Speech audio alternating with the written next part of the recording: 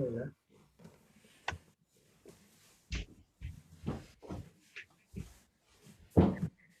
So we're going to come back to this sitting position at the end of the class.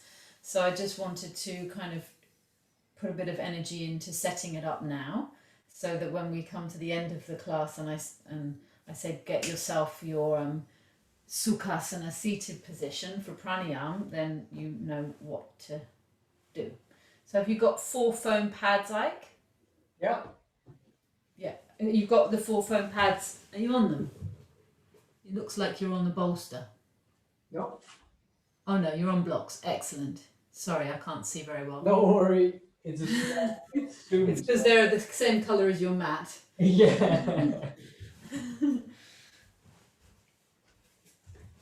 Welcome, Louisa. Nice to see you. I'm going to spotlight myself just so that you guys can feel free to talk, but it will just show me. Okay, and if anybody has any injuries or anything to share, you can just put it in the chat or feel free to unmute yourself. One of the things about Zoom is it becomes slightly less interactive than an in-person class. So I do encourage you to interact with me as and when required, because I want to be teaching you, not just anybody. It's not a sort of just a screen. So there's this, I'm feeding off you, I'm responding to what I'm seeing. So feel free to unmute yourself and ask a question anytime. So with your legs crossed, you've got your roll here supporting your ankles. Can you see? Now this actually is a bit thin, I've just realised, because it's not supporting my ankles enough. So I'm going to fold it over again and make it thicker. So why do we have this throne? We have this deep throne so that the thighs are actually supported. Can you feel that you're really got a very stable base and your pelvis is level, it's not tipping forward? Can you feel that? So the front of the pelvic rim is up. Sarah? Yeah. So you're sitting on the back of the blocks, not in the... Okay. Exactly. So Yeah, okay. I'm right back here. Yeah, so you say that you're supporting your thighs, Exactly. your legs. Okay. Yeah. So it's very stable. And then this roll is supporting your ankles so that they don't start to get cramp. And then just press your fingertips onto the sides of the blocks and just lift the sides of your chest up and roll your shoulder bones back.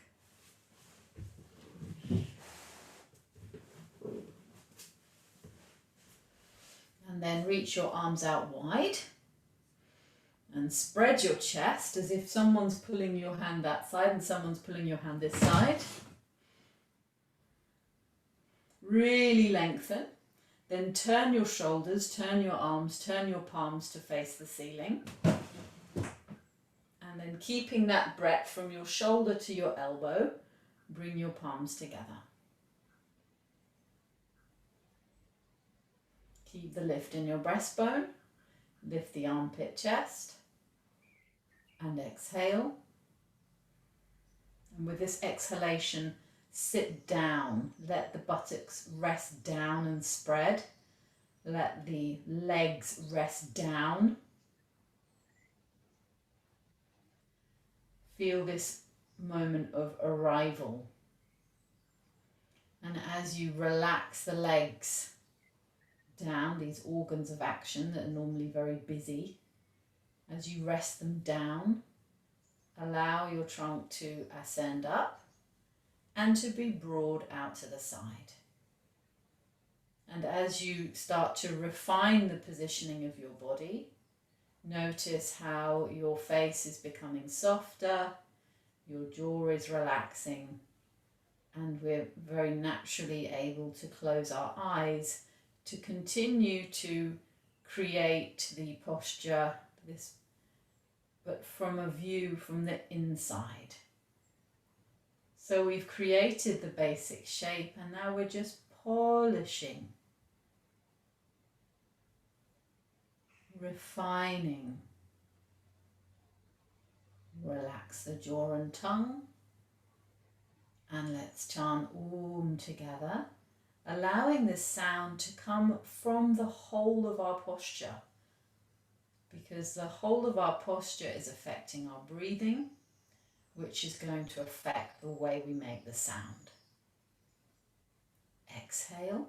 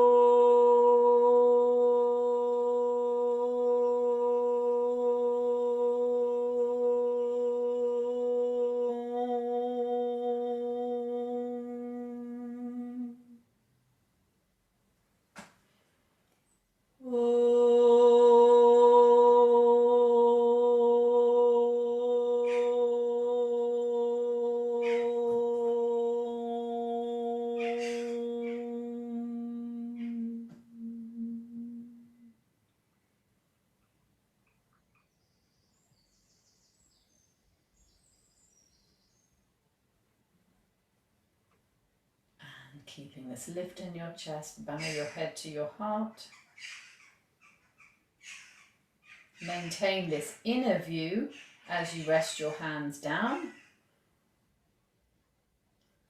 And then adjust the shoulders to raise your head up.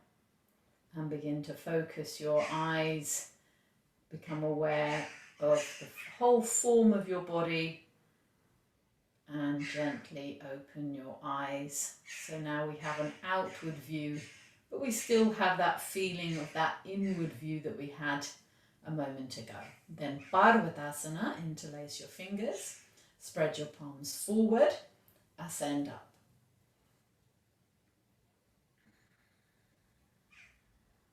Lengthen the sides of your body. Then the outsides of the upper arms move forward.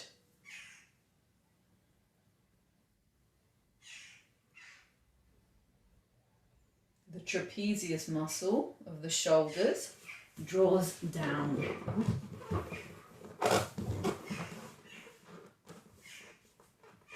So if the arms are like that, that's going to be creating congestion in the neck.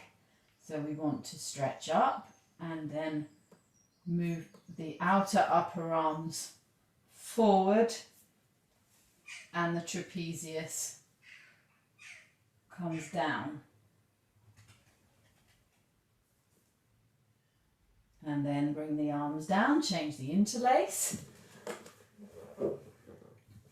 and stretch up.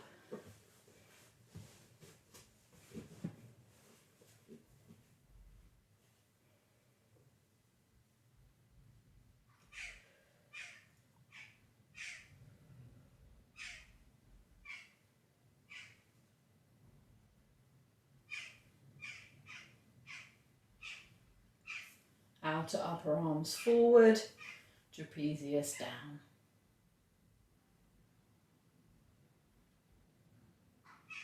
And release. Then Gomukhasana, left arm up your back. So hopefully you can feel how, because we've taken a bit of time to set up the blocks in this way for sitting, that it's much more comfortable and your pelvis is much more steady. So there's not this rocking forwards or backwards, there's not this heaviness in the lower back, but also for those of us who are a bit more flexible in the pelvis, we're not sort of rolling forwards and arching our lower back. So this position gives us a good stability and enables the spine to be alert because it's upright, but it's not too much effort, because if it's too much effort then you can't stay for long. And that's why if it's a lot of effort, if you sit a long time, you could always sit higher. So Anthony, if you wanted, you could put more blankets, not now, but you could put more blankets on top of your blocks, which would just make it just that bit higher, so your back might not get tired when we're doing the 45-minute pranayama class. And then release, change it to arms. So this is week 4 of our Tree of Yoga series, which is pranayama. So we've done the roots of yoga, which are the yamas, the way we behave. So the way we relate to people, the way we behave in our homes, with our friends, in our society. And then niyama is how we treat ourselves, how we care for ourselves or don't care for ourselves. So remembering that both are really important, and some of us are really good at caring for others and we neglect ourselves, and others do so much on themselves but neglect how they're interacting with others, including, you know, the people in the supermarket when you're at the checkout, or, you know, those people who are kind of the slightly more invisible ones. How much do we care for our interactions with them too? And then release. Then Garudasana. So stretch your arms wide. Feel the shoulder blades are really well in. So can you feel the breadth of the chest, but feel those shoulder blades are a little bit more into the body. Contract the outer upper arms into the shoulder and feel that lift in your chest. But now cross the right arm over the left, intertwine the arms and spread the chest. So these 5 shoulder movements or stretches activate the chest. Yes, of course they stretch the arms, bring mobility, but they're activating the chest.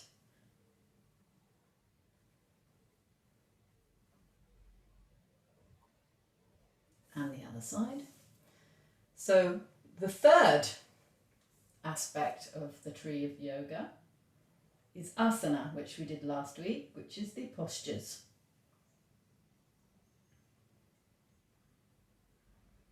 Working with alignment, aligning the body, and hopefully starting to align our attention. So we become aware of the whole body evenly and not just favouring certain parts. And then spread your arms wide, press the arms down. So the second to last, Urdhva Hastasana, stretch the arms forward. Feel the firmness in the outer upper arms and extend up. So we might think that this posture is all about the arms, but see if you can work the arms but feel your body as a whole. So we're not favouring one part, but remember that the arms are part of the whole of the body. So can you feel the work in the arms, but also how the whole body is involved? And arms down. Now for the queen of them all, Paschima Namaskar. If you feel it's too strong for you right now, then feel free to just interlace the fingers instead. We're bringing the palms together and stretching the fingers up. And then pressing the hands together. And then lift the armpit chest, press the hands together, press the arms back. Look straight ahead, keep the back of the head back. And just feel, as you exhale, your abdomen moving in. And then as you inhale, feel your chest broadening out to the sides. So we're doing an asana, which is this hand position in Sukhasana, but actually what are we also doing? We're doing pranayama. There is very much breathing happening in the body. So now let's begin to focus and notice what breathing is happening. So exhale to the abdomen. And then feel the capacity of your inhalation because of the position of your arms. Can you breathe in to this armpit chest area? So it's deep, but also the armpits lifted. So the side chest is long.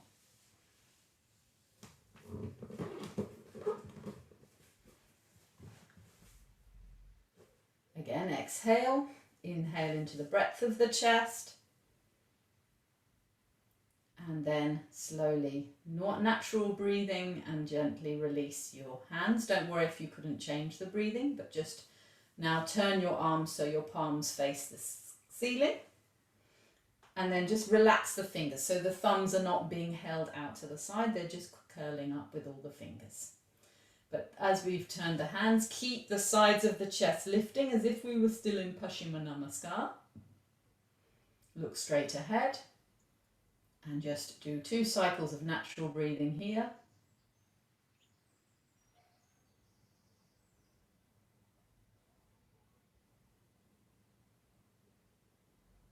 Exhaling the busyness, the activity of the day.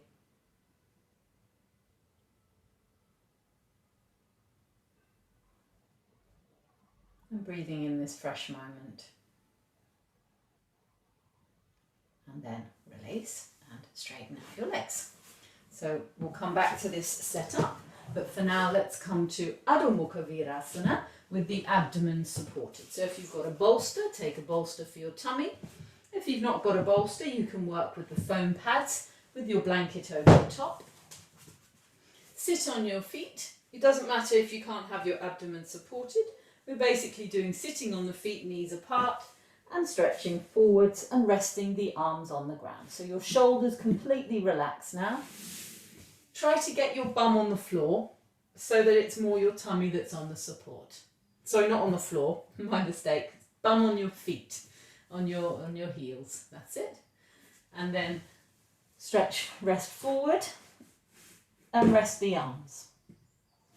So I've got a little blanket for my forehead so that my nose has space to breathe. So you could do that. Alternatively, you could have your head to the side, so your head would be on the same level as your chest. But if you do that, make sure you do both sides.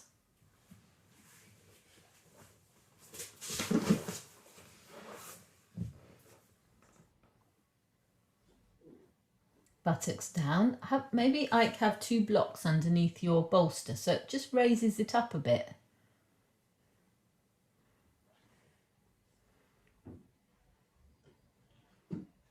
So make sure you've got space to breathe and relax the shoulders now. Rest the arms, rest the elbows. So a blanket under your forehead if you're going to have your face down. Otherwise, have your face to the side. Yeah, that looks much better. Can you feel that your tummy's much more level now?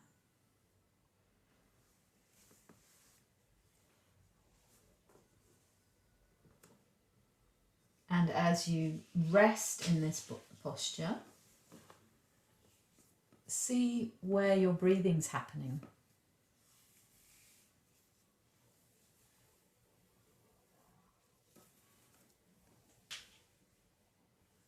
Can you feel that as you breathe in, there's a broadening of the skin of your back away from your spine?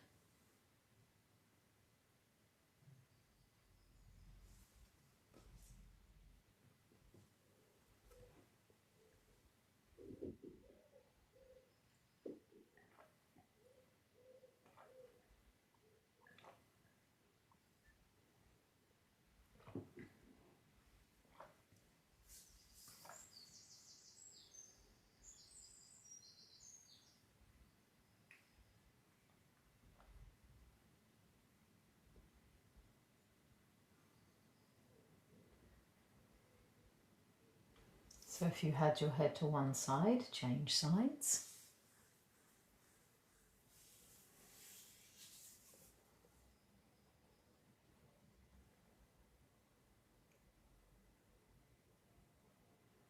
So see the body is still in the posture, isn't it? Your body hasn't really moved, and because it's not a difficult posture and you're supported, nothing has really changed much. You haven't collapsed. You're still in pretty much the same posture that you were in a couple of minutes ago.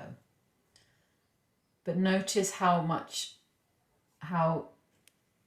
there's also the positioning of your attention and how that in some ways can be harder. But we're also trying to practice that.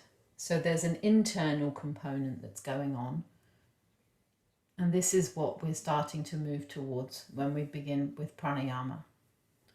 So the first three aspects of yoga are kind of the external aspects: how we behave, how we treat ourselves, and working with the body in asanas. And then the latter part, the pranayama, pratyahara, and the meditative states, are more inward. But the beauty of this practice is that they can all happen at the same time. So as you're in this asana, make sure you're listening to your body, that you're not being in any way aggressive, that you're being kind.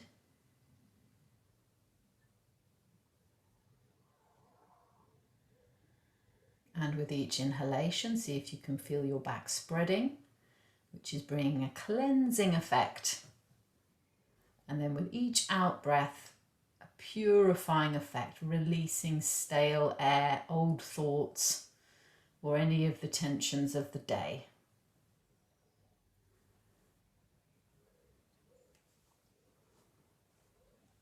Ten more seconds here.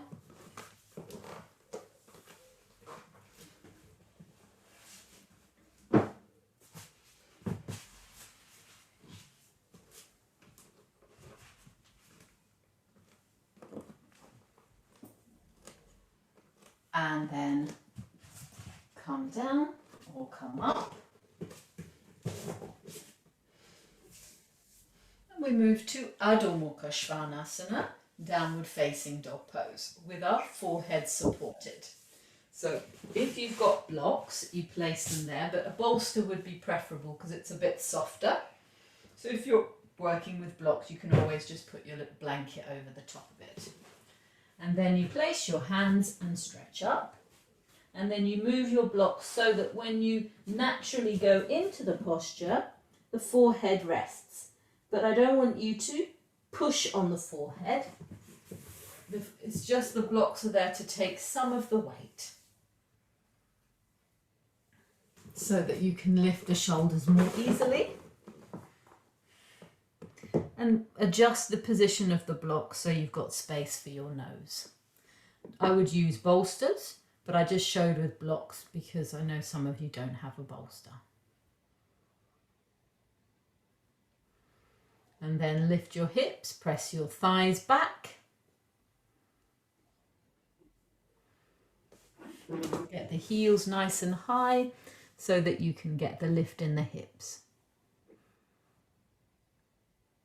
That's actually, Louisa, you were fine what you were doing. Yeah, you're already there. That's fine. So press the front thighs to the back thighs and rest the forehead. Then once the forehead's resting, see if you can get that work in the upper arm. So the outer upper arm, the triceps, move down or back towards your legs. So there's this outward rotation of the upper arms away from each other. And the trapezius muscle draws up. And as you stay quiet in the posture, can you feel what your breathing is doing? Anthony, I think your head's too high. You take off one of the blocks. Normally you just have a bolster, no need for blocks. I don't know whether you need the blocks at all, yeah.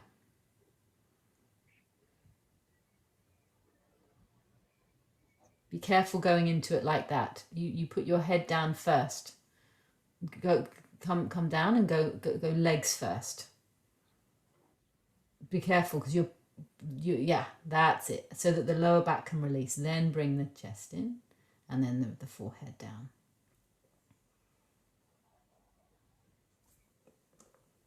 And so if you just come up, then you can stay for a little bit longer. Otherwise, some of you have been there for already 3 minutes. So exhale and bend your knees to come down.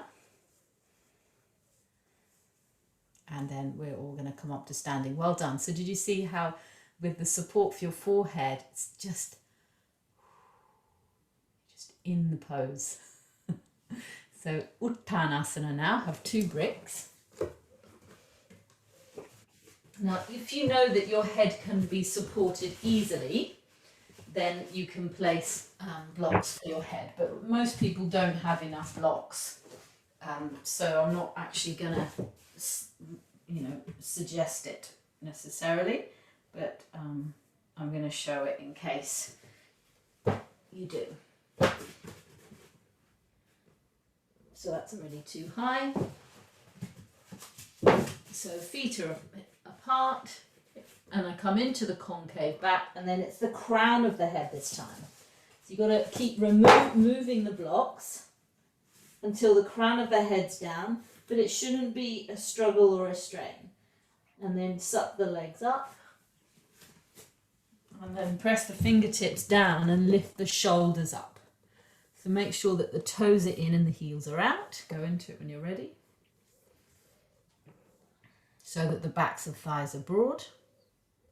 Go into it, everyone, come on. Use the hands on the floor, go into concave backstage. Remember, get the concave backstage so you get the length of the front body, so you get that movement of the pubis forwards to the breastbone, and suck the trapezius back to the waist. Spin the arms out, and then keeping that length, bend your elbows, take the hands wide by your feet, and bring your crown of your head down. Keep your legs straight. Louisa, you could possibly bring your blocks closer to you, and then with the legs straight, you'll be able to be more on the crown. That's it. And then bring your legs to upright, so don't lean back, Ike. That's it. And now with the head supported, can you lift those shoulder muscles up? As if there's like a platform, as if you had your head between two chairs and your shoulders are resting on the seats. But lift them up. Or the shoulders are being lifted up, sorry, so that the neck can release. So really let the shoulder muscles lift so the neck can release down. Again, take care of yourself. Come out of the pose at any time, and you can always go back in again. With these long holds, it does require some capacity, some experience. So feel free to go out and then come back in again. Otherwise, just stay and feel your body breathing. Where's your inhalation now? Can you feel your back expanding, spreading? And then start to polish the posture from the inside. You may even have your eyes closed. Can you feel the posture from the inside?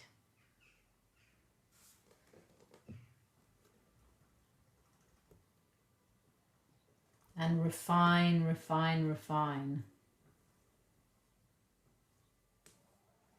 And then when you're ready, you're going to come back through concave backstage and then come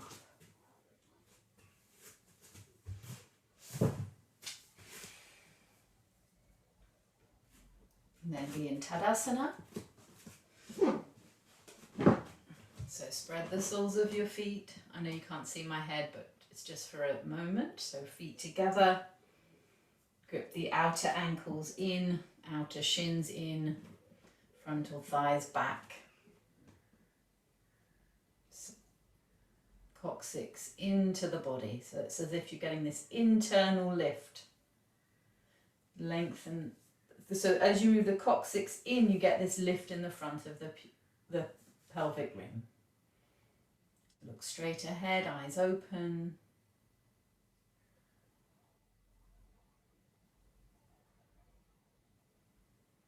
And now Prasarita Padottanasana with the legs wide. So again, you can have support for your head. Some of you won't need support, but perhaps you might need a blanket. Sometimes the floor is just a little bit too far. So the legs are wide. Again, we come into concave backstage, and then we bring the crown of the head down. And again here, we've got to make sure that these muscles are lifting up and not dropping down. So lift them up and really work that feeling of lifting them up. Refine it and refine it as you stay in the pose.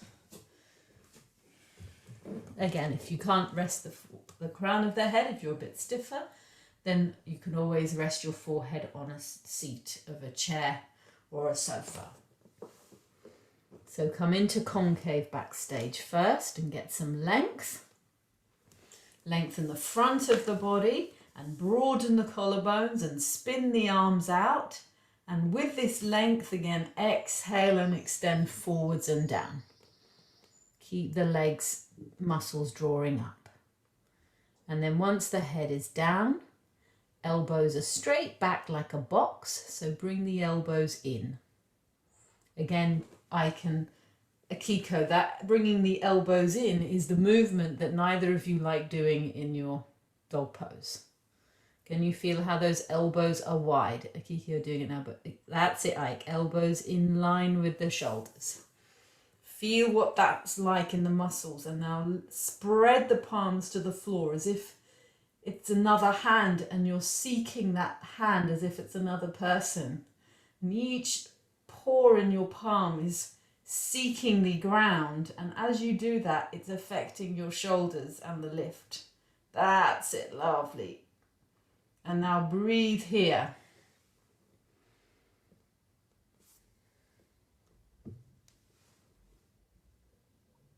Where's your breathing happening?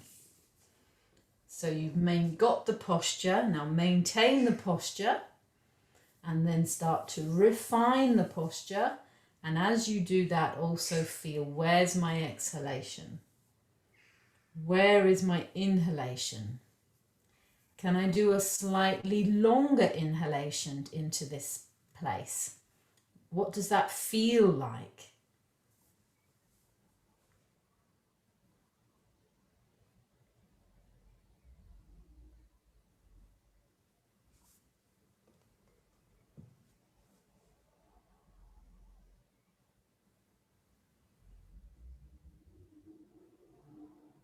And then exhale, press the feet down, engage the thighs. So you're re-establishing the physical frame of the body, of the posture. Bring your hands forward for concave backstage. And again, tell your legs they've got to draw up, the outer hips have got to grip in so that then you can come up. Anthony, you might need to bring your feet slightly closer to come up. So use the strength in the legs and hips to come up with straight legs. Come all the way up to your full height and then step your feet together and once again come to your Tadasana.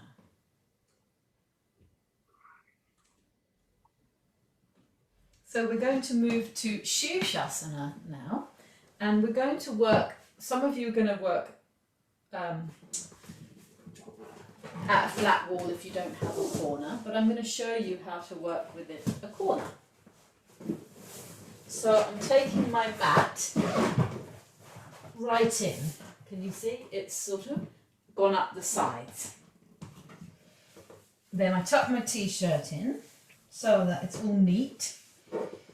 And I'm going to have my feet on either side of the wall. So I bring my hands right into the corner, interlacing, but keeping some space. I'm not doing that. I'm keeping space. And my elbows are shoulder width apart. And then I lift the shoulders just like we did in that previous pose, and then place the crown of the head. And my shoulders are lifting. Can you see I'm walking in? And my hips are lifting, my abdomen's lifting, and my shoulders are lifting. And then there's so much lift that it's easy to just take the leg off the floor and then place the feet either side of the corner. And then I roll the thighs in and move the coccyx in away from the wall. So it's just my heels touching the wall. And then again lift the shoulders and broaden the collarbones. And then to come down, bring the foot down, and then rest in your kneeling forward bend. So that's doing Shushasana in a corner with your folded mat. Fold it in half and half again. There's quite a few of you who won't be doing a headstand. And so if that's your case, then you'll be doing Bharadwajasana, seated twist. Sarah, Mm-hmm. Are we, those that are doing, do we all need to be at the corner of the wall, or can we do it in the? Yeah, if you have a corner, use a corner. But if you've not got a corner because there's furniture in it, But you want us at the wall?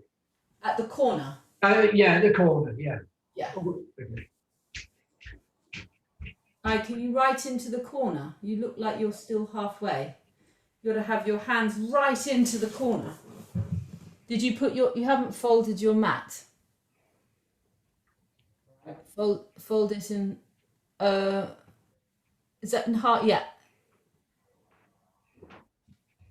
Or is that a blanket? This is a blanket, yeah. Yeah, don't use a mat. Fold it in half, the mat in half. No, sorry, that's, have you been shown to do it? Oh, is it a thick mat? It is pretty thick, yeah. Oh, okay, fine. Now go right into the corner. Rather than that way, sorry, I don't know if maybe you couldn't see, that we put the mat in like that. Yeah. So that can you see, so it comes up at the sides? Okay.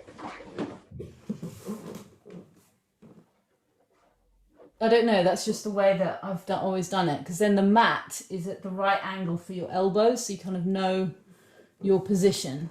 Although Anthony's done it slightly differently and it looks okay. Yeah. And now move your ribs towards the wall, Louisa, and buttocks away from the wall. That's it. And roll the thighs in.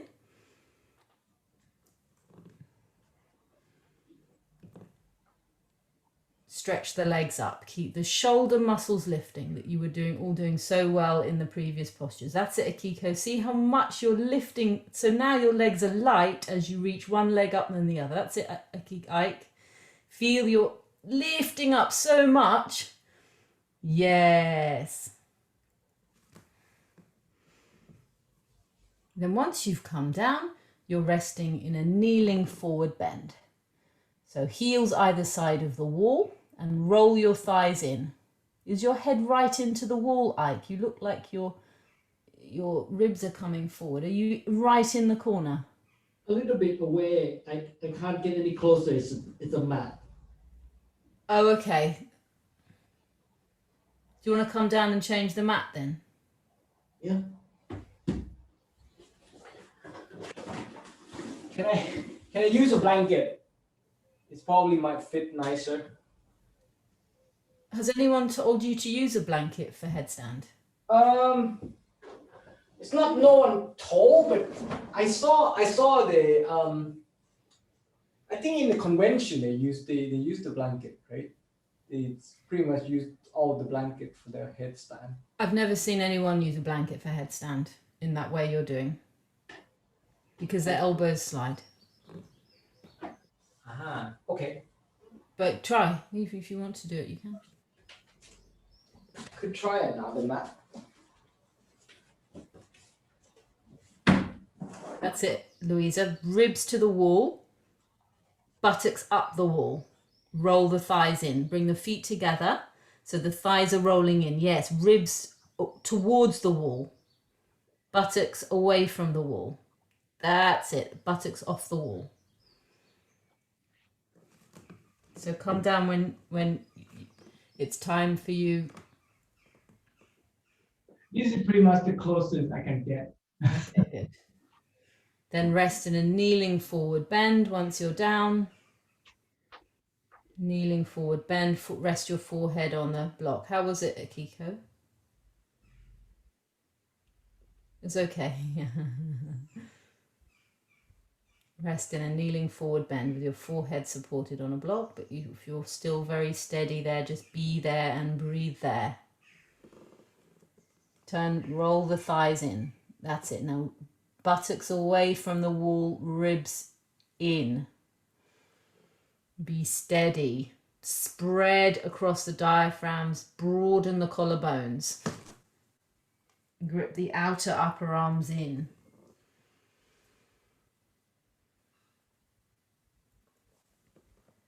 Roll those thighs in. Don't let the toes go out. So those who've come down, once you've rested, you're going to grab a chair and we're going to sit in Virasana. So if you've not got a chair, see if you can go and find one, or you can use a sofa or something like that. But anyway, I'm just showing this method because I want you to give it a try, but there'll be other method for you. So don't worry if you don't have a chair. Okay, so the others, when you're ready, keep the lift in your shoulders, bring your legs in, feel that lovely lift on your inner legs, Anthony, and then carefully come down, keeping the shoulders lifting.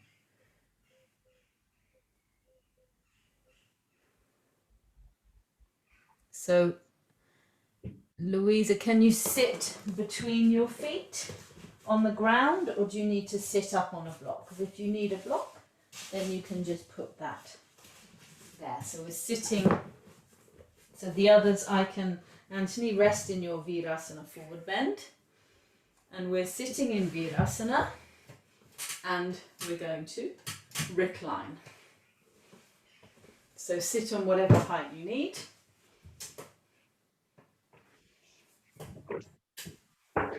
And then get a belt. Or a scarf or something, or a big long sock. And place it around the top of the chair. So I hope you've liked at least enjoyed trying the Shirshasana in a corner. It can have a very steadying feel because you've got the wall to know exactly where your feet are. So this Virasana with the chair is good, especially for those who need to sit up on lots of blocks. So I'm just going to sit on one. Well, in fact, I'm going to sit on a couple because I know that there's a few of you doing the recording who will be sitting on a couple.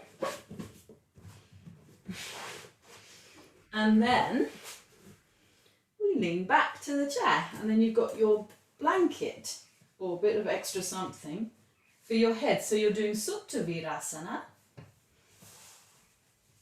but even though you're sitting on loads of blocks. So reclining back, and then the head is supported, and just rest your hands on your tummy and roll your shoulders back. Then from here you can extend back and catch hold of your belt. Careful you don't bash yourself on the head with the buckle. And so you catch hold of the belt and stretch your arms back. So I'm pulling the belt up towards the ceiling as I extend my arms. And the bolster is moving the shoulder blades into the back. So it's actually a little bit more like Paryankasana than Supta Virasana because of the arching element to it. So your sacrum is lifting and you're extending back. And then breathe here.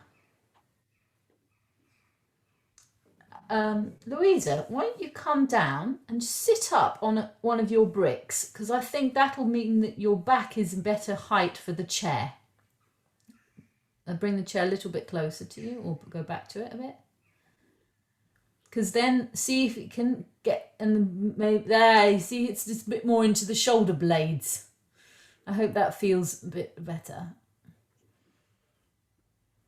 And then catch hold of the belt and extend the arm. So yeah, the hands are pretty much together. They're both holding the belt in the same way.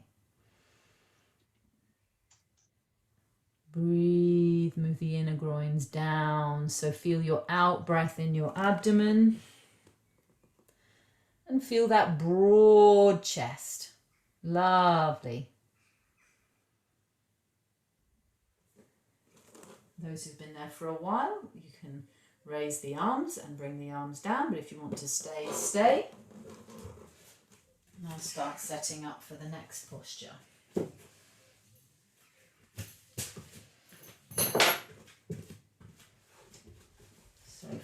your out breath in your belly and that in breath into the space in your chest. Just get whatever it is off your chest. Then once you've come out of that, you're going to stretch out your legs and come into Supta Virasana. So I've got a bolster and a blanket. If you don't have a bolster, then you can do with foam pads. So it's, and you see I've got layers. If you need to sit up on lots of blocks, then just repeat the previous one, but without the arms over the head. Now I quite like to have a blanket over the blocks, so it just creates a slightly smoother support. So the difference between this and what we were doing a moment ago is because we don't want to arch. So the buttock flesh must lengthen towards the backs of the knees. So as you lie down, there's this broadening and this broadening in the ribs. And then you lie down over the support. And these ribs mustn't lift up. There's this class I went to, and apparently Gita Iyengar said you shouldn't have 4 breasts. So these extra ribs, they shouldn't stick up, otherwise it looks like you've got 2 lines of breasts. So the ribs have to be released and broad, and then you only have 1 pair of breasts or nipples for a man, but don't have 2 lines. So really focus on that breadth of the diaphragm, the breadth of the abdomen, not arching, so the lower back is really long, and just take as much support as you need to do that. Just check, Louisa, that your knees are not rolling in too much. Just make sure the outer ankles are gripping in, just to make sure, because you don't want to strain your knees at all. Yeah, beyond the very center of the shins. And Anthony, you might need a tiny support under your head if your throat feels dry. Just, even though you're only 3.5 centimeters big, I think your head's back. And now broaden the diaphragm. Have the arms by your side, so that there's a quietness that's becoming into the pose. It's one of the main postures for insomnia, this one.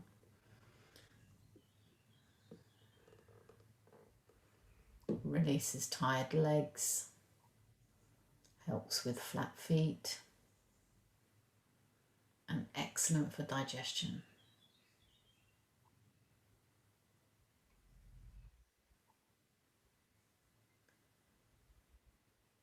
See that with each exhalation there is a quietening of the front ribs and a spreading.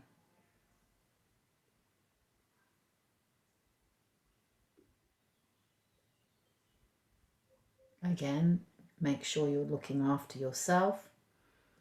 So if you need to come up at any time, just come up and stretch out your legs, and you can always do dog pose whilst the others are finishing off.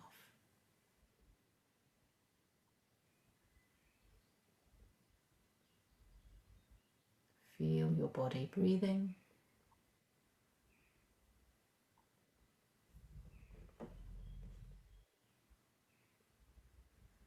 Half a minute more.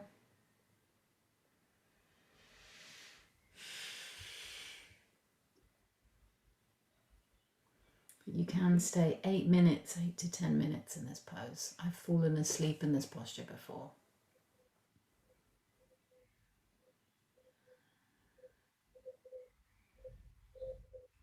Can you feel your long abdomen?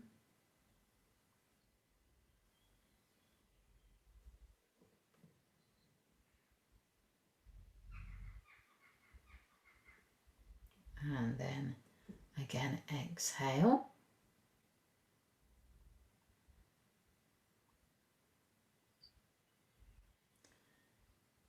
And rest your hands on the ground. And bring yourself up to sitting. And then straighten out your legs and spread and open up the backs of your knees. So we're going to do Supta Baddha Konasana now. So Supta, again, reclining over a support. It doesn't necessarily need to be as high as the one you've just used. But then we're going to bring the soles of the feet together and the knees wide. Now I'm going to show you two variations with the belt. But again, if you don't have a belt, then you don't need to use one. And you can just lie down straight away and go into the posture. So most of you are familiar with the one belt method. But does anybody have two belts amongst you?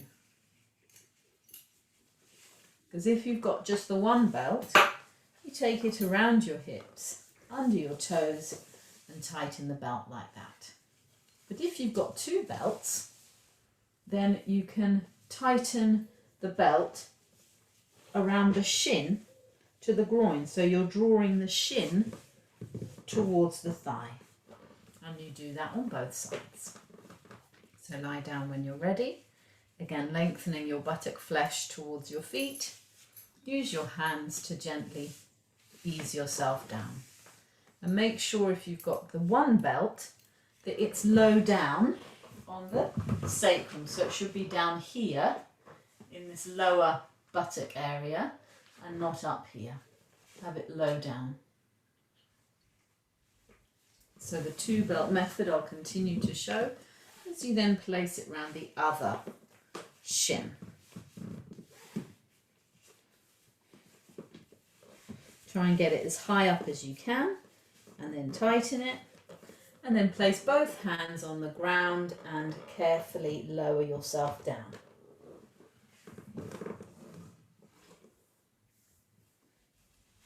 If you're just using the one belt, make sure that it's quite low down and not, so the top buttock flesh is releasing towards your feet so that you've got length in your lower back. And then rest your arms by your side so that the shoulders are releasing either side of the bolster or the blocks that you're lying on.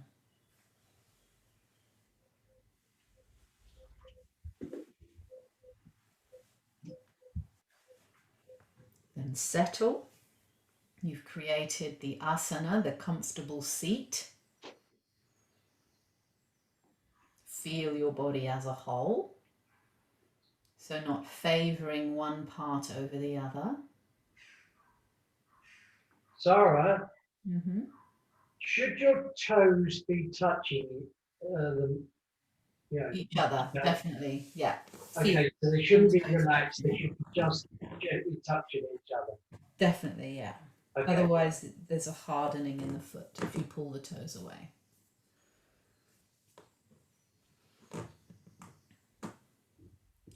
And now allow the posture to maintain its shape and slightly refine and polish from an internal view. So you may feel, oh, I can just slightly roll the shoulders either side of the bolster, just that little bit more, and the side chest is slightly longer. And then relax the jaw, rest the tongue in the lower palate, and feel your throat softening.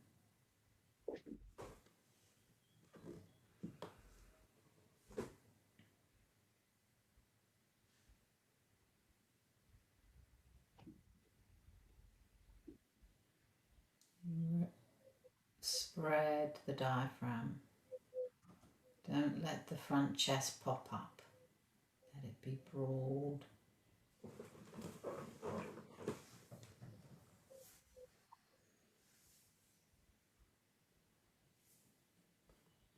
So again, you can stay in this posture for, 5-10 minutes. We've already been in it for 3 minutes. So just a couple more.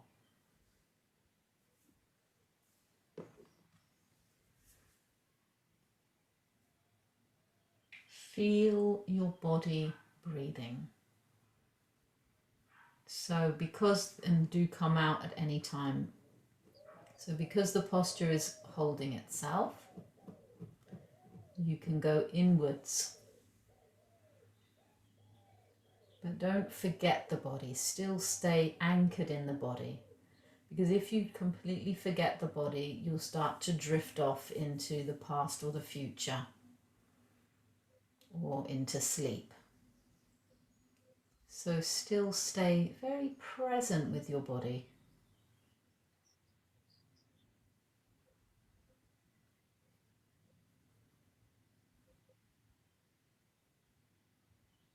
As if someone was about to touch your skin at some part and you're not sure where. So there's this openness of the skin to the possibility of touch. But instead of a physical touch, let it be the touch of your awareness.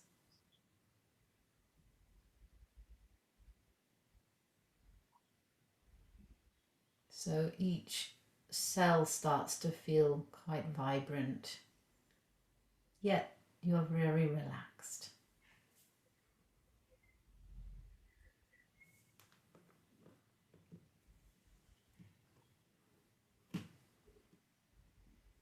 Can you feel your out-breath in your abdomen? And then can you do a slightly longer inhalation into the breadth of your chest? Just feeling the capacity that you have there in this posture.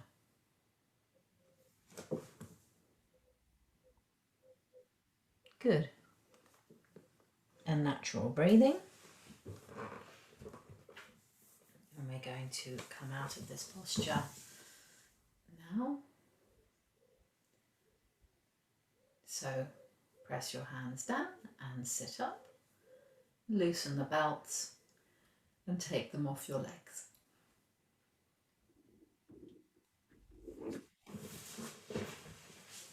And then sit up on whatever support you are on.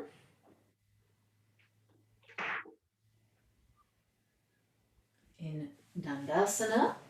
Then we'll go to Upavishta Konasana. So if you need to move in your room, you're going to adjust so you've got enough width for your legs. So sitting up tall with the bolster or the setup behind you.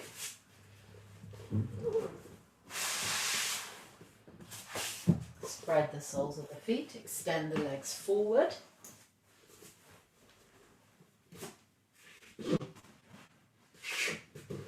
So in case you weren't sure of the legs, take the legs to Upavishta Konasana and they look like this, legs wide.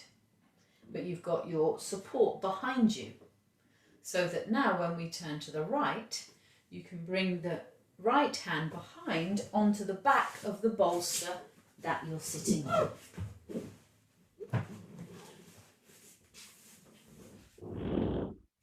And then you get to turn the belly, the ribs and the chest. So you can take the arm across or just keep the arm on the left side, up to you. The legs are narrower, this right thigh is not so far, but if the legs are really wide, it's just much too far. But it's this back hand I'm interested in. So press down and lift the side chest, lift the ribs, create space between the ribs and turn. Then be in this position. Inhale. Then as you exhale, feel your abdomen moving from the left to the right.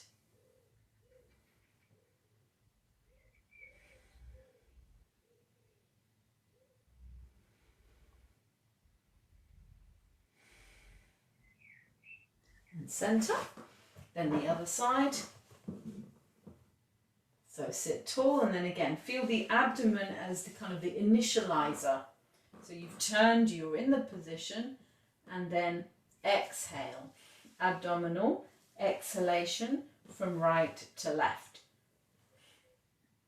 You can let your elbows spread, so your back spreads.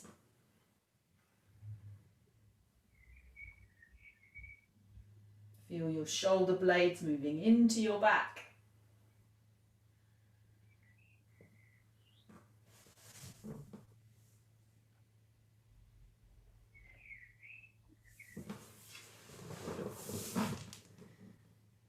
Be careful, Anthony, your pelvis looks like it's rolling back a bit.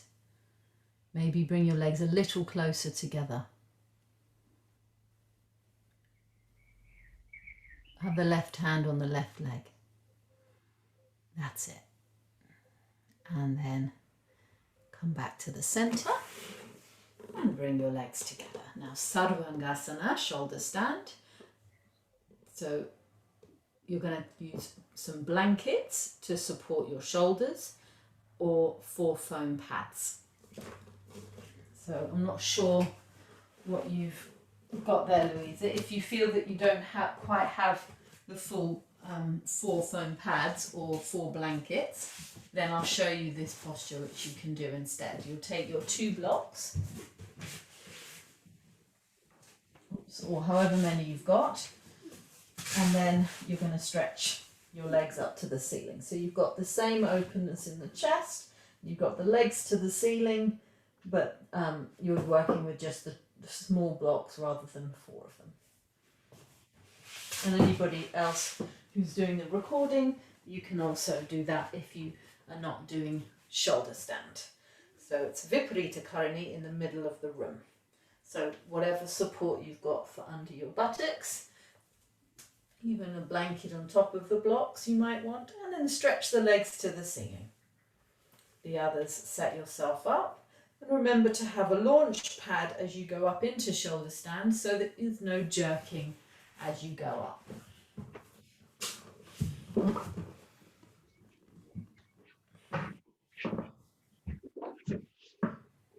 Have a belt round the elbows so that the elbows don't slide really wide.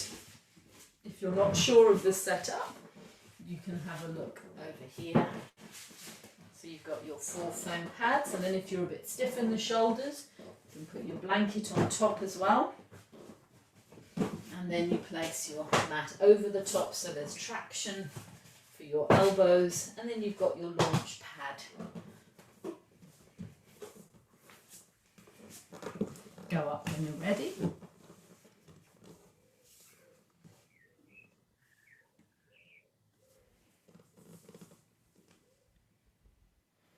If at any time you need to come down, just come down. You're doing Viparita Karani in the room, which is not the shoulder stand option, then make sure that you're right on the tops of the shoulders and you've got that lovely broad chest, similar sort of openness in the armpits that you had in that twist a moment ago. And if your legs get tired, you can always do this with your feet at the wall, or bending your knees and resting them on the sofa. I think, Alison, you'll probably be doing that, unless you're doing shoulder stand. So once you've gone up, try and create the posture and then be steady there. See how the outer corners of the shoulders must go down towards the ground and the side chest lift up. Then separate the legs and roll the thighs inwards. Roll the thighs inwards. And then squeeze the legs together. Good. Keep the throat soft. Keep the thighs back. And spread the soles of your feet.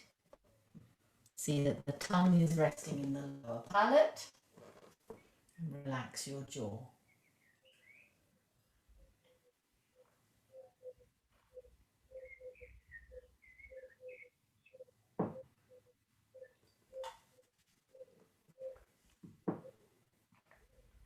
Then Upavishta Konasana.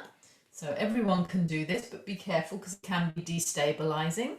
So with your legs up in the air straight, keep the toes pointing in the same direction that they are and take the legs wide. So as if you're leading with your heels. Don't let your toes roll out and everyone. So lead with your heels. Keep the grip in the outer hips. Lengthen the inner leg. Lift your buttocks up. Keep rolling your thighs in, Ike. Your toes are still going slightly down. That's it. And then feel that grip of the outer hips. lengthen the inner thighs. Then Baddha Konasana, soles of the feet together, knees wide. And then as you stretch the legs back up to the ceiling, roll your thighs in and extend your legs up. And then exhale to come down. So if you're coming out of the Viparita Karani, put your feet on the floor, lift your hips and move the blocks out from underneath you and rest down. If you're at the wall, just slide back away from the wall. And then rest down, or with your knees bent, but you can have your feet apart, knees together, or be in simple cross legs. Then once you've come down from shoulder stand, either slide towards your feet and have your shoulders and head on the blocks, or slide backwards towards your head and have your buttocks on the blocks and the shoulders on the floor. Well done. So that the so the shoulder blade catches on the edge of the blocks. You can do it next time. If you didn't do it now, that's fine. And just let the abdomen be soft, let the chest be broad.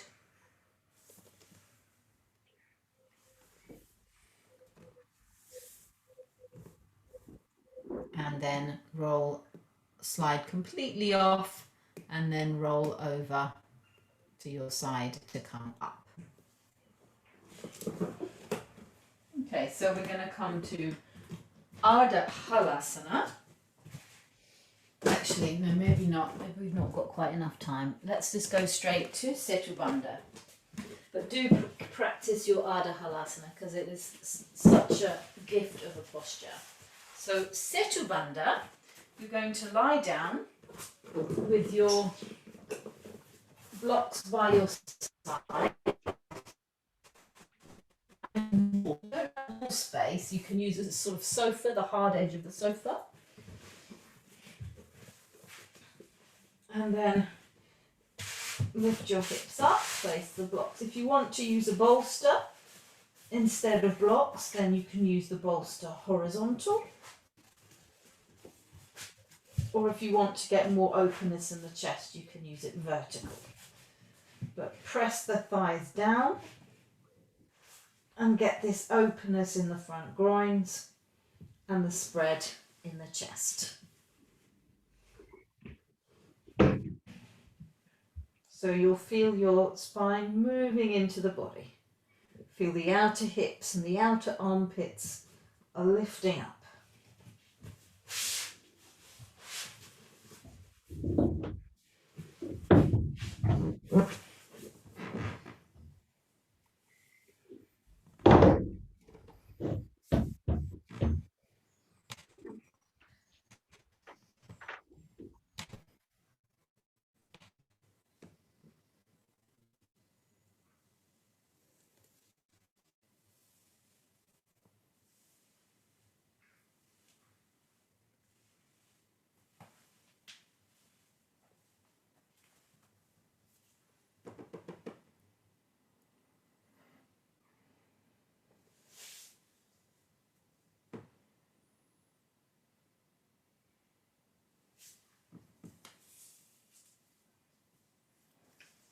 So normally one has this with the feet together, but if you feel that you need a bit of extra space for the organs or for the back, then you can have the feet apart, but make sure that the toes are turning inwards.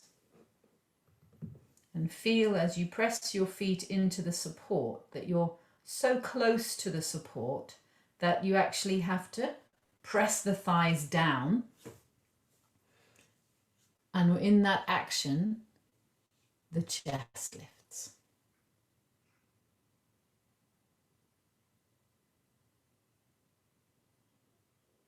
The front groins open. So be so close to your support that when you straighten your legs, you get this openness in the front groins and in the chest. But if you're a little bit far from the support, then you don't get quite that effect.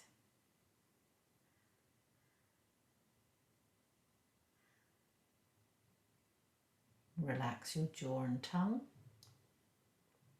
and let your eyes rest down towards your chest, towards your heart.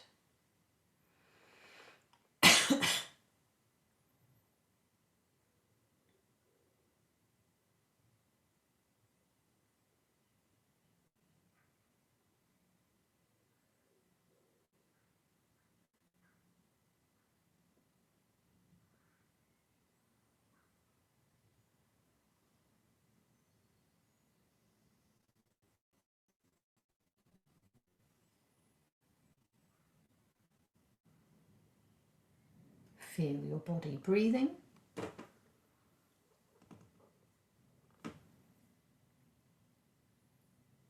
And you can just slightly lengthen the out breath as if the out breath is traveling from your belly down, down, all the way to your feet, stabilizing.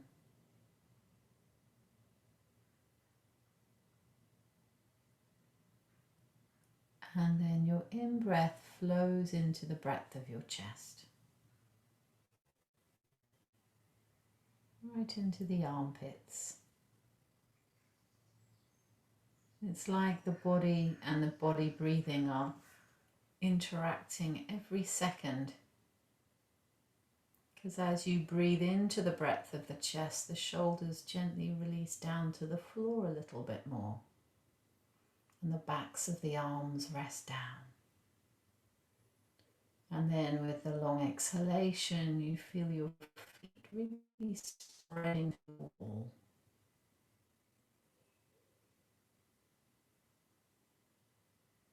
So your whole body is alive with the prana, the energy that comes from being present and allowing your breathing to move you, to move within you.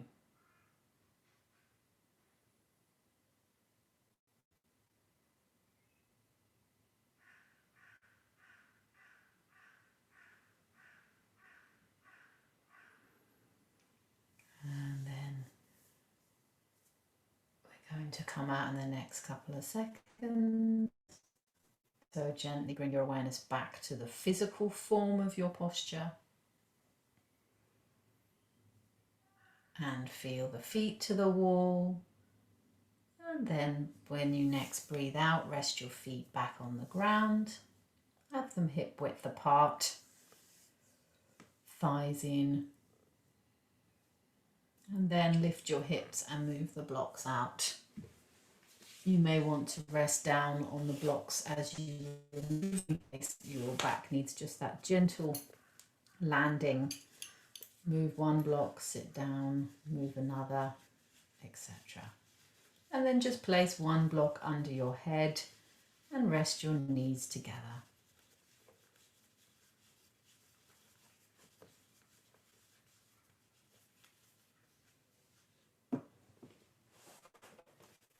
Really bent knees after this kind of pose. So feet apart, knees together. Feet up on the floor, that's it. Feet apart, knees together. And then see if you can feel your exhalation as if it's moving from the front of your body towards the back of your body.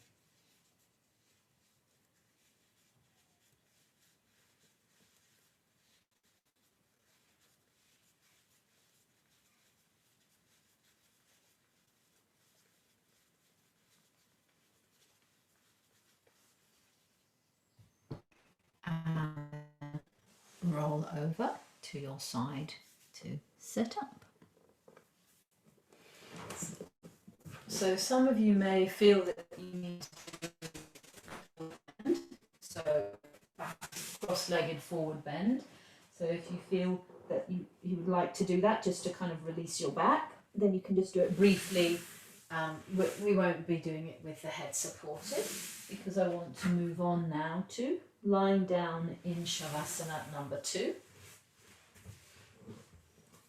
So that can be a bolster under your back, or even just like a folded blanket under the back.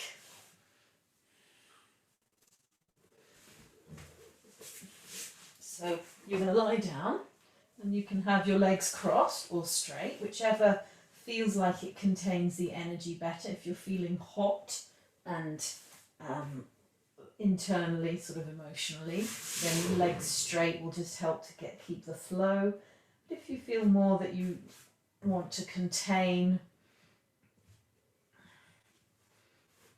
and keep the lift in the chest, then you may want to cross the legs. So just simple cross legs, not Baddha Konasana, or straight legs. So lying down on your bolster or on your threefold blanket, take your hands underneath your head and lengthen the sides of your neck. So it actually should feel nice. It's like when you go and, well, maybe the blokes won't know, but when you go and have a facial and they do those amazing neck massages and they catch hold of your head and lengthen your head away from your body, and you just lengthen the sides of the neck and position your head right in the center, and then roll your shoulders either side of the blanket or bolster and rest the arms down. Make sure that your arms are resting, and then hopefully you can also then take your hands just to lengthen the buttock flesh away from your back. And then release the arms again. Then settle and just be with your natural breathing, which is Ujjayi 1. So you're on a folded threefold blanket or a bolster, so your chest is elevated.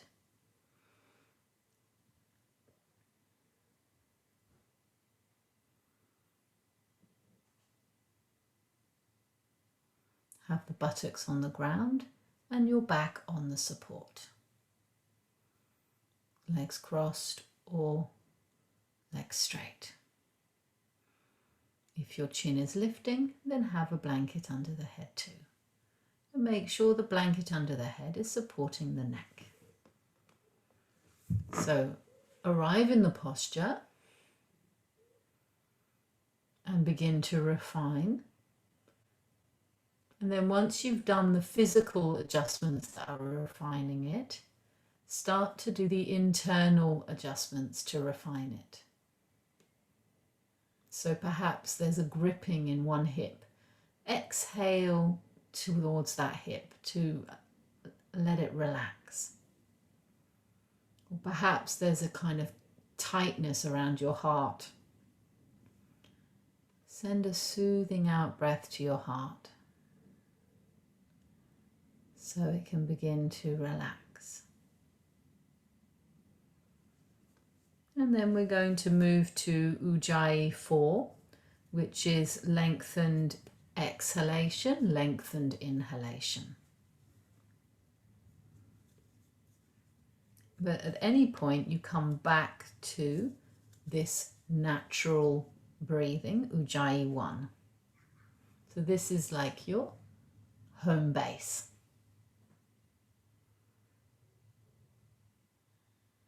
You feel safe and supported here. And then when you're ready, you're going to do a preparatory exhalation to the lower abdomen. Just like in our twist, we did that exhalation in the lower abdomen. See if you can feel that area with your exhalation now.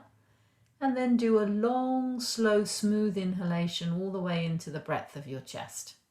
Feeling your chest expanding, just like it was in your bridge pose a few moments ago. And as you expand the chest widthways, feel the shoulder bones responding and going down either side of the blanket. And then once you've reached maximum, then begin your long, slow, smooth exhalation from underneath your ribs, like 2 columns going down, down, down, and then natural breathing again.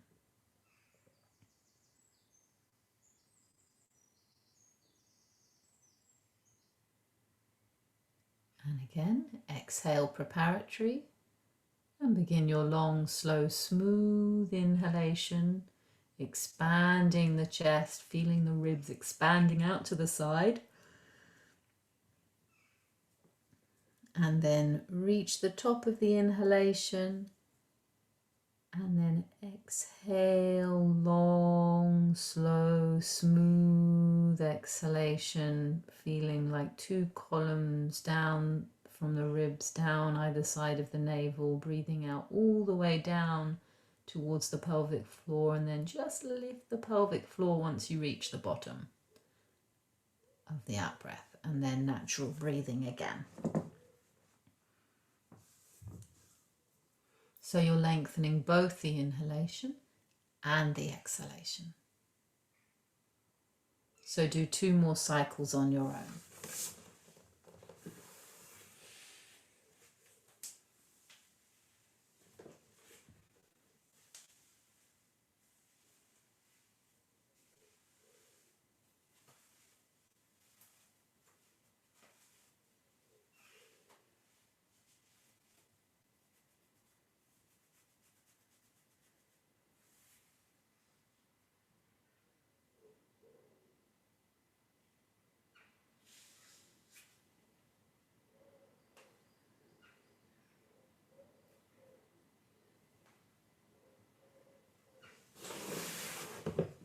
And then natural breathing. So if you had your legs crossed, change the cross so the other shin is in front. So we're now going to do Viloma out breath. Viloma is where we're doing little pauses. So it's like a lilt. There's a breathing out and breathing out. So just as my voice is fading, that's the kind of the pause. So you breathe out quite a bit and then you breathe out just a little bit less till it's almost that you're not breathing out at all. And then again you breathe out. So it's like you're doing 2 pauses on your out breath. And you're going to do that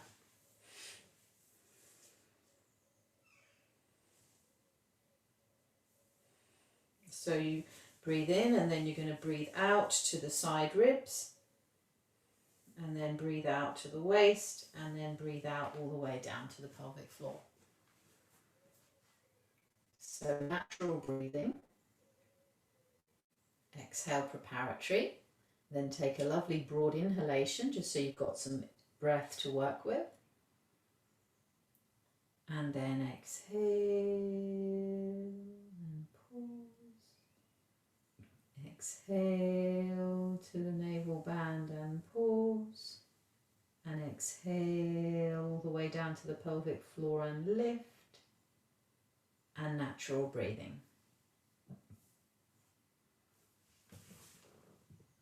So this is reduces blood pressure, reduces irritability, helps to create a calm and quiet mind. So again, a couple more times on your own. So you do your preparatory exhalation, then your preparatory inhalation. So you've got the broad inhalation all the way up into the armpit chest. And then exhale. And then a slight pause as if you're lifting internally. And then exhale again. And then a slight pause. And then exhale. And natural breathing.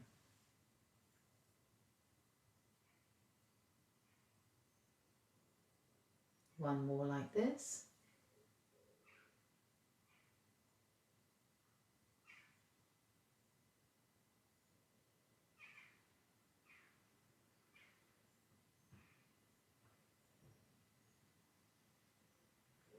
And then natural breathing, which is any breathing that your body wants to do, whether it's yawning or whatever it is, and just feel the effect.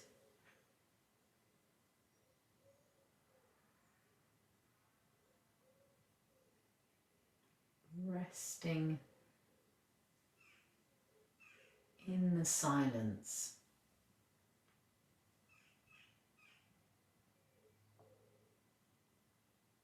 Feeling the calm of your deeper self.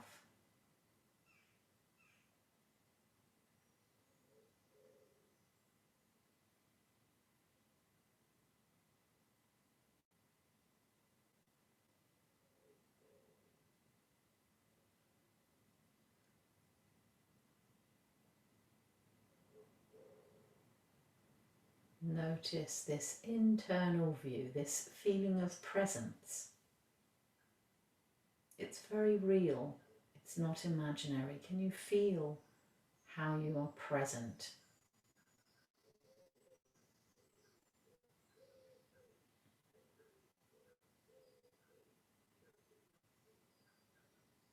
And then with this awareness, see if you can start to bring your attention now more to the surface of the skin, still staying connected to your inner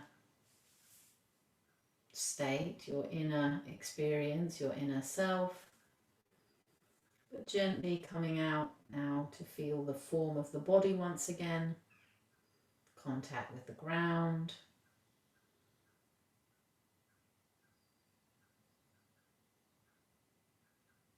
And then we're going to come into Shavasana, relaxation pose.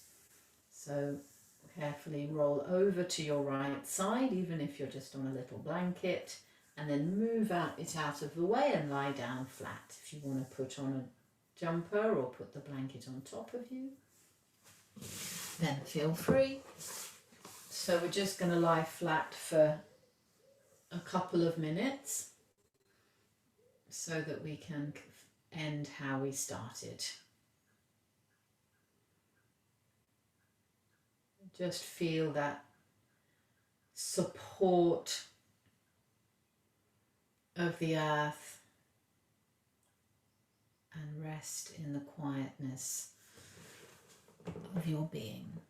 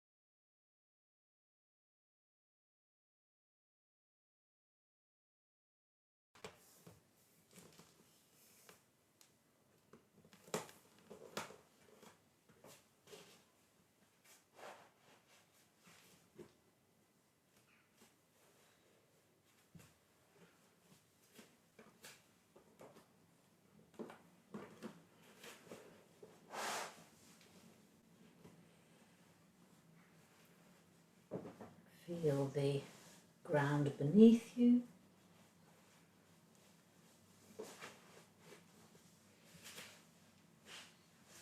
Rest your hands on your abdomen.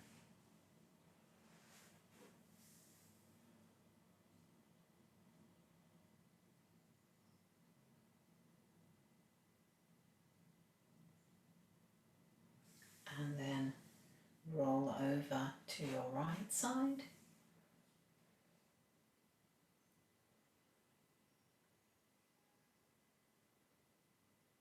To sit up.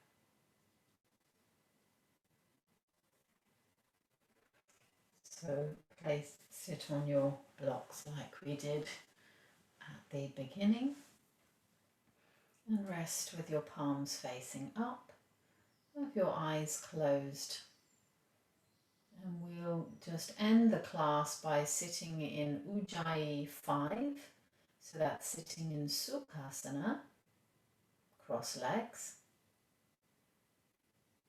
Noticing our natural inhalations and natural exhalations.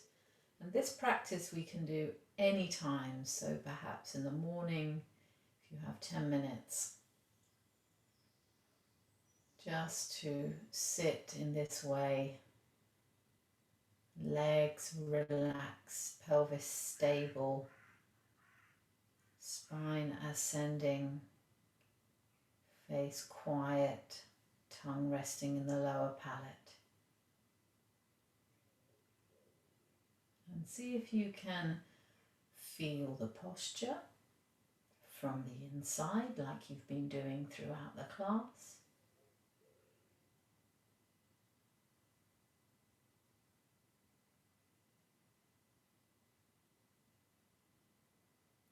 And can you feel your body breathing? So you might feel some movement in your tummy. That is your body breathing.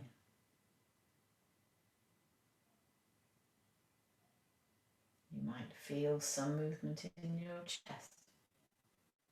That would also be your body breathing. So notice these locations.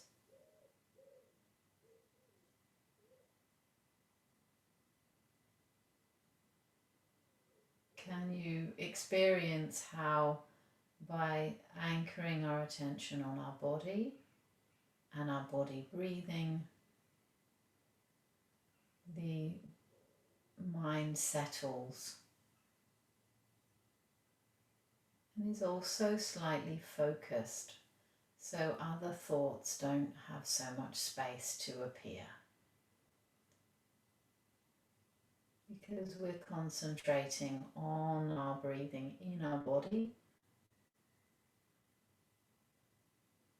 we can have a break from the humdrum of thoughts. This is the heart of the practice of yoga, getting in touch with what's going on inside and managing this so it's not just running riot. So feeling your body breathing, and then even more subtly perhaps you can feel the air moving in your nostrils.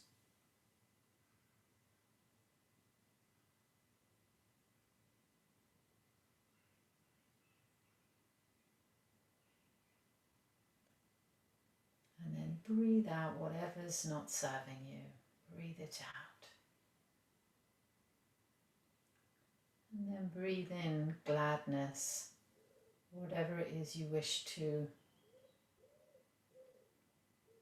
welcome in this evening, in this moment.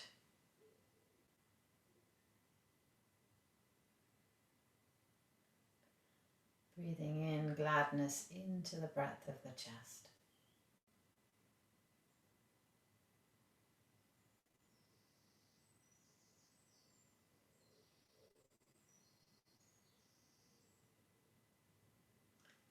And then begin to feel the form of your body once again. And then fold your palms together at the center of your chest. Feel the legs relaxed, the chest lifted and the palms gently in contact with each other. Then bow your head to your heart. Rest your hands down. Opening your eyes, raise your head up. Namaste. Thanks for joining me, all of you live and those who are doing the recording. And I wish you a good rest of your evening.